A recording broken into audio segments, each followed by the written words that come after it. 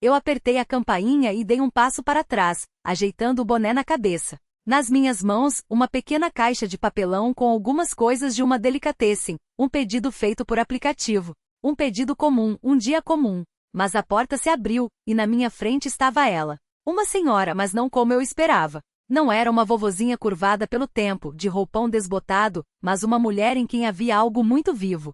Seus olhos escuros e penetrantes me estudaram com atenção, e nos cantos de seus lábios se escondia um sorriso quase imperceptível. Os cabelos grisalhos estavam presos em um coque arrumado, e suas roupas eram simples, mas tinham um charme especial. Boa tarde, eu disse, entregando a caixa para ela. Boa tarde. A voz dela era grave, mas suave, como se tivesse cantado bossa nova a vida inteira. Ela pegou o pedido, mas não se apressou em fechar a porta. Você deve se cansar, correndo para lá e para cá o dia todo. A gente se acostuma, respondi, dando de ombros.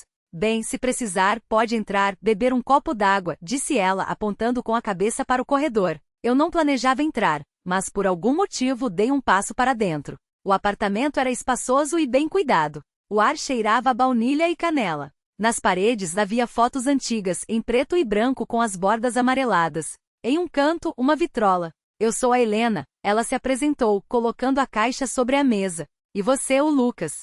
Ela me serviu água em um copo de cristal. Você não parece um entregador comum. E pareço com o quê? Ela pensou um pouco, me olhando como se estivesse avaliando alguém que ainda não entendeu para onde está indo. Eu sorri. Talvez eu já estivesse pronto para ir embora, mas meu olhar se prendeu em uma das fotos na parede. Uma mulher jovem, sorridente, com os mesmos olhos de Helena. É a senhora? Helena se aproximou, tocando a foto com a ponta dos dedos. Era eu. Eu não sabia o que dizer. A mulher na foto era incrivelmente bonita. A senhora era modelo? Helena riu, um riso baixo, um pouco rouco. Pudesse dizer que sim. Eu cantava. Cantei em Lisboa. Essas palavras me atingiram. Eu olhava para ela e tentava imaginar como ela era na juventude. Mas de alguma forma eu já sabia. Ela era igualmente ardente, forte, viva. Lisboa, repeti, como se provasse a palavra. Já esteve lá? Não. Ela inclinou a cabeça levemente me estudando. Mas sonha em ir? Eu não respondi porque não sabia. Ela sorriu, enigmática, suavemente. Se um dia for, eu te digo os lugares que valem a pena. Senti algo estranho acontecer dentro de mim. Eu olhava para aquela mulher, décadas mais velha que eu, mas em seus olhos havia algo que eu não conseguia explicar. Ela me acompanhou até a porta. Obrigada pelo pedido, Lucas. Obrigado eu. Quando saí do prédio, o sol me cegou. Dei alguns passos, mas parei. Algo naquele encontro me tocou mais fundo do que eu esperava. E eu entendi, aquele não seria nosso último encontro. Eu não planejava voltar, mas algo não me deixava em paz. Talvez seus olhos, vivos demais para a idade dela. Talvez sua voz que aquecia por dentro. 2 dias depois, o endereço dela apareceu novamente no meu celular. Coincidência ou eu mesmo escolhi aquele pedido inconscientemente? Subi os degraus familiares, apertei a campainha. A porta se abriu mais rápido que da última vez, como se ela estivesse me esperando. Lucas, disse Helena, como se encontrasse um velho amigo. Eu sorri. Bom dia. Ela novamente não se apressou para fechar a porta. Desta vez, só água ou talvez um cafezinho. Eu deveria ir embora. Tinha outros pedidos. Mas assenti com a cabeça. Um café. Sentei na mesma mesa da outra vez. Agora notei os detalhes. Um leve aroma de perfume, uma pilha de cartas amareladas ao lado de um vaso. Helena serviu o café em silêncio e sentou-se à minha frente. Por que a senhora está sozinha? Perguntei de repente. Ela sorriu não com tristeza, mas com um toque de lembrança. A vida quis assim. Mas a senhora não teve? Eu me interrompi. Ela riu. Homens? Claro que tive. Houve até um com quem quase me casei. Por que não se casou? Ela tomou um gole de café, olhando para mim por cima da xícara. Porque amor não é o que a gente pensa que é aos 20 anos. E o que é? Ela refletiu, passando o dedo pela borda da xícara. Amor é quando se quer ficar. Não entendi na hora, mas aquelas palavras ficaram na minha cabeça. E você não queria na época? Não. Ficamos em silêncio. De repente notei que não havia solidão em seus olhos. Ela não se queixava, não se entristecia. Ela simplesmente vivia. E você? Perguntou ela. Você já amou? Eu sorri. Acho que não. Então você tem sorte. Por quê? Porque tudo ainda está por vir. Tomei o último gole de café. Posso voltar um dia desses? Ela me olhou atentamente. Você é entregador, já vem aqui de qualquer jeito. Eu sorri. Sim, mas não a trabalho.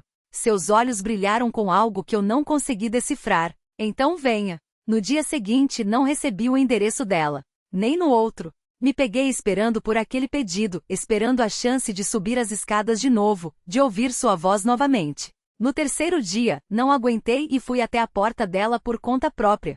Bati. Uma longa pausa. A porta se abriu e eu a vi com um vestido de casa, um pouco surpresa, mas não assustada. Lucas? Fiquei sem graça. Eu só estava passando por aqui. Ela riu. É mesmo? Eu também sorri.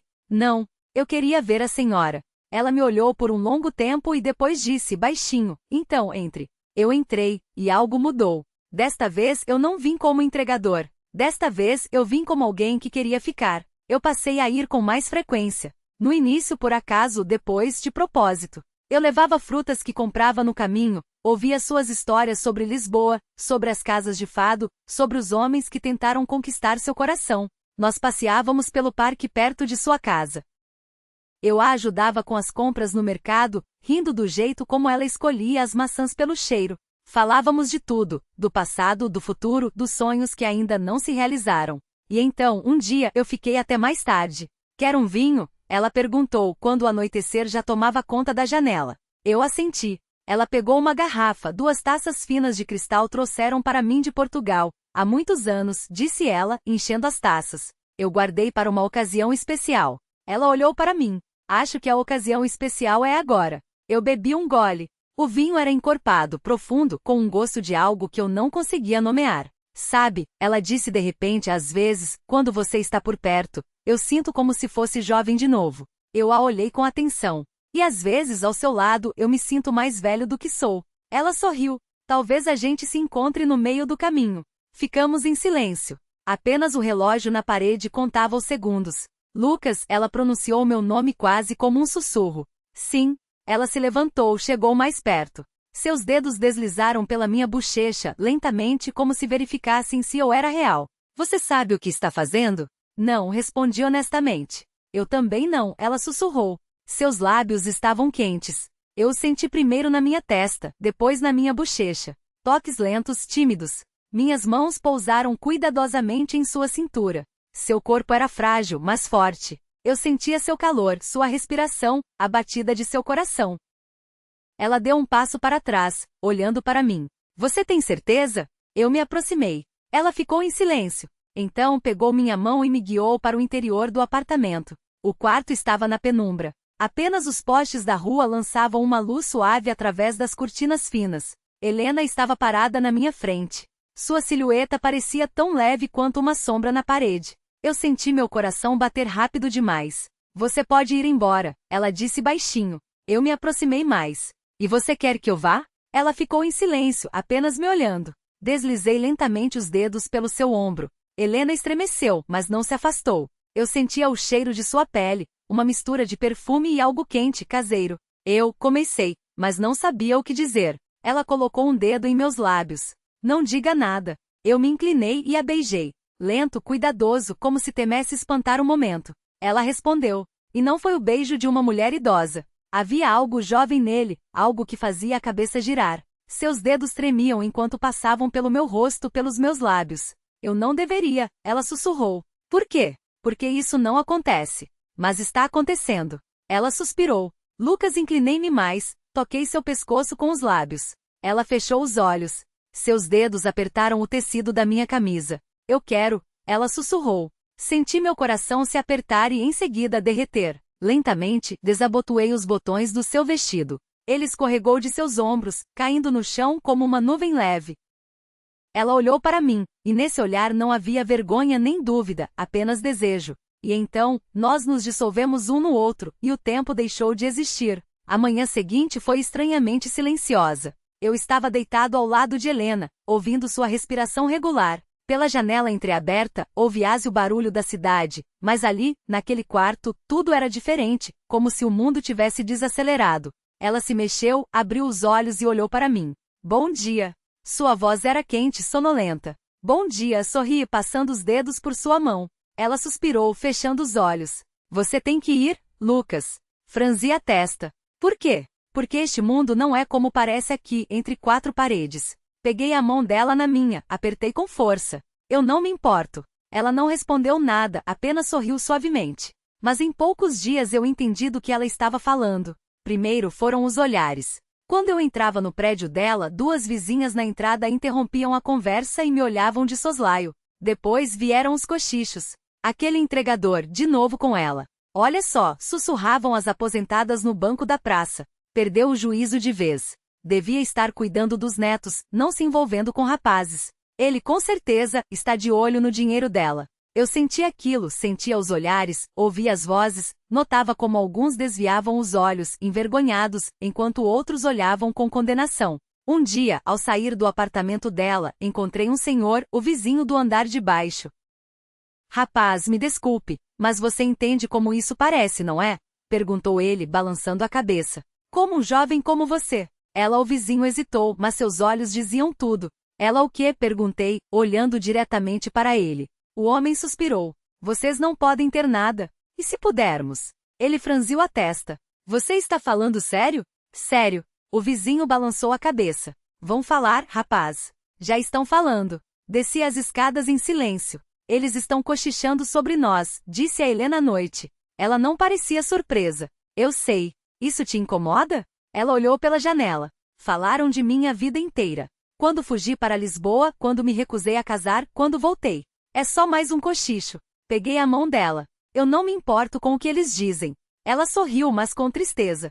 E se um dia você se importar? Não vou. Ela me olhou por um longo tempo e depois sussurrou. Então temos que estar preparados porque isso é só o começo. A cidade continuava a cochichar, mas eu não dava mais atenção. Eu andava pela rua com uma sacola de compras nas mãos e sorria. No meu apartamento já havia coisas de Helena, e no apartamento dela camisas minhas. Nós não dividíamos mais o espaço, nós vivíamos nele juntos. E então eu fiz algo que ninguém esperava. Peguei a mão dela no meio da cozinha, enquanto ela cortava maçãs para uma torta e disse, vamos nos casar. Ela parou sem levantar os olhos. Você está brincando? Nunca falei tão sério na minha vida. Ela se virou lentamente, olhou para mim. As pessoas não vão entender. Que não entendam. Ela suspirou e depois riu. Ah, seu moleque maluco. Então, é um sim? Ela sentiu, e meu coração voou mais alto que o céu. A cerimônia no cartório foi discreta, sem convidados. Apenas ele, ela e o funcionário, que continha surpresa, mas mesmo assim nos desejou felicidades. Quando saímos para a rua, Helena ergueu a cabeça e respirou o ar fresco. Pronto, acabou, disse ela. Não, sorriu. Agora começou. Eu a peguei no colo, a girei, fazendo-a rir. As pessoas olhavam, algumas surpresas, outras com reprovação, outras com carinho. Mas nós não nos importávamos. Vivemos muito tempo e felizes, viajamos de mãos dadas, preparamos jantares juntos, falamos do passado e construímos o futuro.